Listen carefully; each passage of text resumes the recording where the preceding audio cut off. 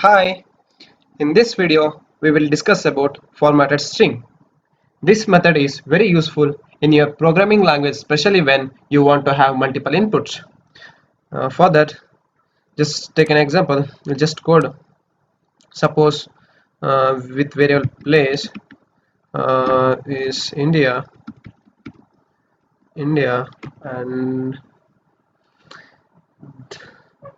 then name would be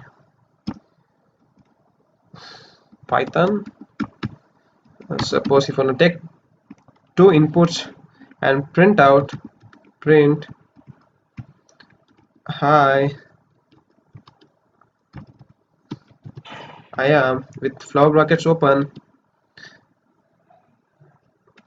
from